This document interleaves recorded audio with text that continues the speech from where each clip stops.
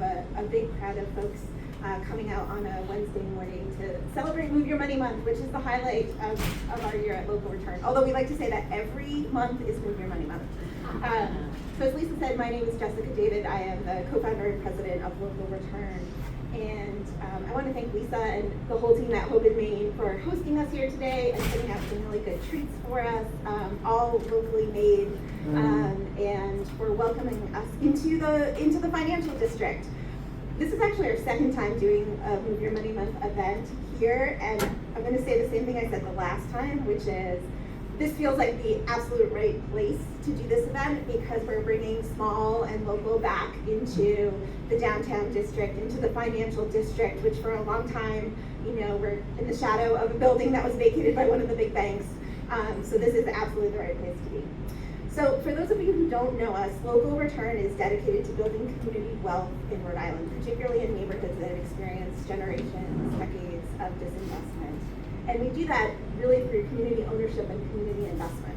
It matters to us because we think community wealth is community resilience. So when things happen, whether it's a recession or a pandemic or it's the car won't start, wealth is the cushion. It's the thing that allows you to fall back, to regroup. It's also the trampoline. So when really great opportunities come down the road, wealth is what allows people and places to take advantage of those. So that's why we focus on community wealth.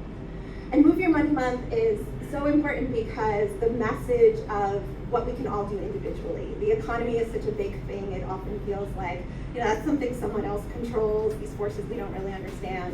But the fact is that we are all economic actors and financial actors. We all make choices of where we bank, where we spend our money, where we invest our money, and those choices do make a difference and they can add up. And the more we can align those choices with the values and the priorities that we have in our lives, the better it is for the economy overall. I always like to talk about the multiplier effect, which is why we have the pinwheel over there. Our logo is the pinwheel. And that really is to capture the beauty of when you spend locally, when you bank locally, when you invest locally, there are any number of effects that happen. The data shows that when you spend with a locally owned independent business instead of an online giant or a chain store, your dollars recirculate through the local economy 2 to 4 times more. So that is the multiplier effect.